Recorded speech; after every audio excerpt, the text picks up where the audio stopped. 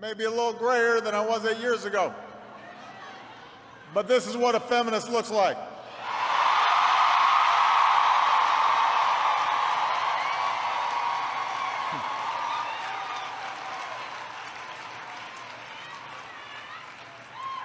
Of course, in my household, there's no choice. The feminist movement in this country promised women once that they could have it all: a successful career, financial success, and a family. Celebrities included saying, actually, I don't want to be described as a feminist. I see that as divisive. Aren't they, Kate? I feel like I'm one of the biggest feminists, in the world, because I tell women to not be scared of anything. And, why? Why? Because they're naked. Those girls are beautiful. Any girl that wants to be naked, guys get to show their titties on the beach. Why can't we? It's just like, I don't understand the double standard of life. So I feel like, for me, it's not even that I'm a feminist. I'm for anybody. I do call myself a feminist, absolutely, sure. Yeah. Good for you. It's just like, it's worth paying attention to the roles that are sort of dictated to us, and to realize that we don't have to fit into those roles. We can be anybody we want to be. Gender equality, the state in which access to rights or opportunities is unaffected by gender. Feminism, the advocacy of women's rights on the basis of the equality of the sexes. Menonism, a semi-satirical gender equality and men's rights movement. Humanism, humanist beliefs stress the potential value and goodness of human beings, emphasize common human needs, and seek solely rational ways of solving problems. We ask the public, are you a feminist? I don't consider myself a feminist because I believe it's a movement for rights that women already have, and it's not a movement for equality. I do not consider myself a feminist. Do you consider yourself a feminist? So I do, however, I would call myself more so an equalist, just because I feel like the connotation that goes along with feminism is kind of bad nowadays in today's American society, but in the end I would call myself a feminist. Do you consider yourself a feminist? I do not consider myself a feminist, for the reason being I feel like all genders have equal opportunity in America.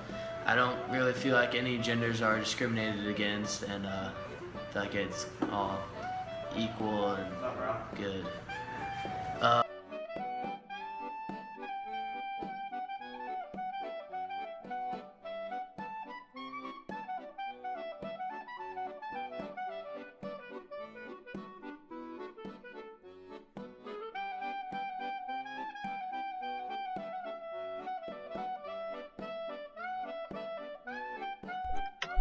What do you do on a day-to-day basis to prevent bias and inequality? The golden rule, simply treat people how you want to be treated, and I think to think first with actions of compassion and kindness. That's how anyone would want to be treated, so why would you make it different gender? Simple as that. Yeah, there's always going to be some bias towards certain people. Like, you can either pick the guy that went to Harvard or something, or pick the chick that went to JCTC. It's just about where they've come from and how much they think that they deserve to have from their education that they received. Because I think education is like where they say that the bias is. They say that like they get the same education from a different school, then they should be the same person, when it doesn't really work like that. I think that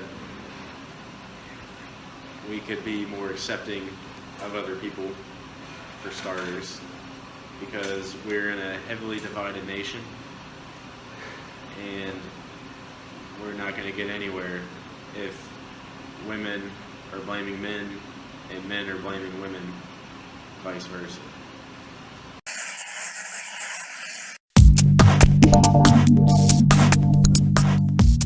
Could you run 5 miles in 40 minutes, march 12 miles carrying 65 pounds of gear, and go for a swim wearing a uniform and combat boots, all while operating on 1 meal a day and minimal sleep?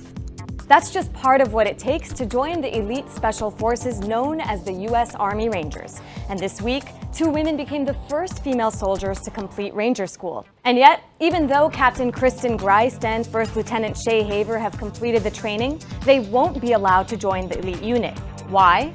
Because even though women make up around 15% of the U.S. military's active forces, most frontline combat jobs are off limits to them. That includes the Army Rangers. In 2013, the Pentagon ordered all positions to be eventually opened up to women. The military has until 2016 to justify which roles should be exclusive to men.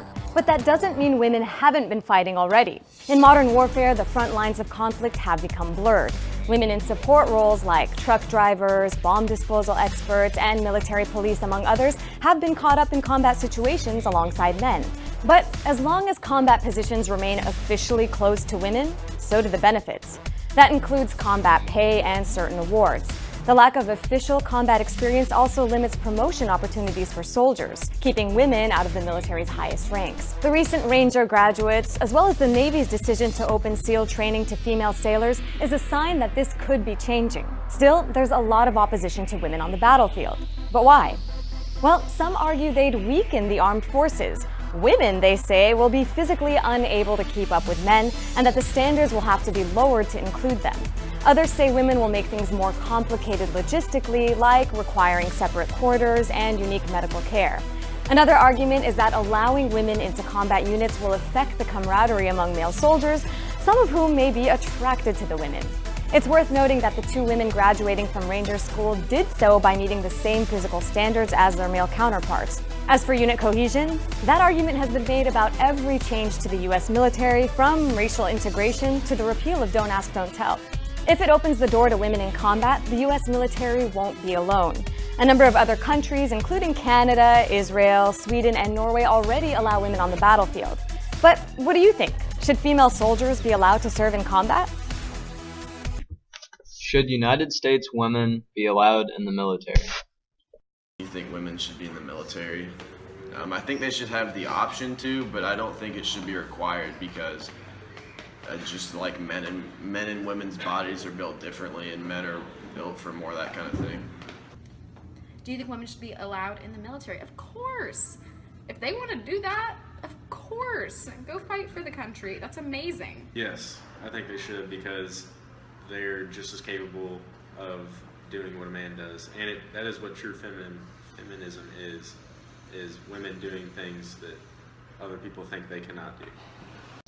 Should all American women be required to be put in the military, draft age 18, like all men? I don't think women should be drafted. I think they should have the option to sign up for the draft if they want to, but I don't think it should be required. If they want to go serve our country and defend our rights, and they should be allowed to. As we reported previously, the Marines did not want women serving in certain combat positions, arguing it would make them a less effective fighting force. But they were overruled by the Secretary of Defense. So the Marines say orders are orders, and they're now working hard to integrate women. One thing they've done is to establish physical standards for each combat position, and they're the same for men and women. One standard that everyone has to meet. This is physically demanding stuff. You know, we're talking carrying heavy loads. You know, we're not riding around, we're walking. The Marine Corps infantry is light infantry, and the load is heavy. General Robert Neller is the Commandant of the Marine Corps, the service's highest military officer. He says equal standards for men and women is an important step to making integration work. It doesn't matter who you are, where you're from, how much money you got, the color of your skin, your religion, nobody cares. There's two types of people in combat. Those that can, and those that you're worried about. That's it. And if women pass those standards and meet all those requirements, you're not worried about them? No. They're Marines. Do your job. How quickly you move directly translates to their survivability. Combat veteran Sergeant Cody Morris oversees basic warrior training at Parris Island. He says equal standards are crucial, but he worries they won't last. He echoed a concern we heard from many, that if enough women don't pass these standards, they will be lowered. I guarantee the transition and then being able to mesh together would be a lot easier if we knew that, oh, you completed a 20-mile hike with this much weight in this much time, so did I. That's what matters most to the people that I know. It isn't so much that you're male and I'm a female and you're this and you're that. It's that the mission is hard, and I need everybody to be able to accomplish it, not just meet some diversity criteria. We talked with some current Marines and some former Marines who say, okay, these jobs are now open to women, and that somewhere down the road there's going to be some pressure brought to bear on the Corps to lower those standards, to guarantee that more women get into these jobs. Is that going to happen? Not on my watch. I've heard the Secretary of Defense, the Secretary of the Navy say, we're not going to lower the standard. We've established the standards. They know what the standards are. If any standard we set was causing a high attrition or high injury rate of anybody, then that's probably something you want to look at, but right now that's not the case. Should women in the military be held to the same physical standards as men when taking physical fitness tests to be put in a military branch such as the Marines? In the military, for the physical standards test, for men and women, it should be the exact same. And if the women can't pass it, then you're not in the military, sorry. Yeah, they should. I mean, they want to go do the same thing in the military that men are doing, so yeah, they should be allowed to, or they should have the same physical standards that they have to meet in order to qualify for the military. That's a good question. I think yes and no. Some things that men do are easier than what women have to do. Like, for instance, a woman who is like the same build of a man might not be able to lift as much because most men have more muscle mass than women. They shouldn't necessarily have the same standards just because our bodies are different, the way that they work are different. But I still think that they should be held to a standard that's equal. So let's say for every 25 push-ups that a man does, if to a woman that's equal to 19 and a half, then that should be the standard between men and women. That's just me though. If for the same work women only make 77 cents for every dollar a man makes, why don't businesses hire only women? Wages are the biggest expense for most businesses, so hiring only women would reduce costs by nearly a quarter, and that would go right to the bottom line. Don't businesses want to be profitable? Or are they really just bad at math? Well, actually, it's the feminists, celebrities, and politicians spreading this wage gap myth who have the math problem. Here's why. The 77 cents on the dollar statistic is calculated by dividing the median earnings of all women working full-time by the median earnings of all men working full-time. In other words, if the average income of all men is, say, $40,000 a year, and the average annual income of all women is, say, $30,800, that would mean that women earn 77 cents for every dollar a man earns. 30,800 divided by 40,000 equals 0.77. But these calculations don't reveal a gender wage injustice because they don't take into account occupation, position, education, or hours worked per week. Even a study by the American Association of University Women, a feminist organization, shows that the actual wage gap shrinks to only 6.6 cents when you factor in different choices men and women make. And the key word here is choice. The small wage gap that does exist has nothing to do with paying women less, let alone with sexism. It has to do with differences in individual career choices that men and women make. Wage gap exists. I personally do. What is that statistic? A woman makes 75 cents to every dollar that a man makes. I personally haven't looked into that. However, I think that it's off.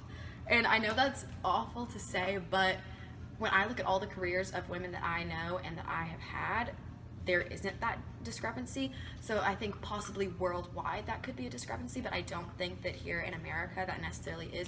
There absolutely could still be a wage gap. I just don't think that it's portrayed to be that extent. There's always a wage gap in every job that you see. Like, you can have, for example, a guy making $250,000 a year as a doctor, and there can be a woman as the same doctor at a different practice making $350,000. It's just the practice that they're at and how many years they've been doing it. So, I mean, there kind of is, but there kind of isn't a wage gap. I believe the wage gap doesn't exist because women work in less risk jobs like teachers or nurses or like daycare, so they earn less because they work in less risk jobs, and males tend to work in higher risk jobs that pay more. So that's why it's called a wage gap, but it doesn't really exist.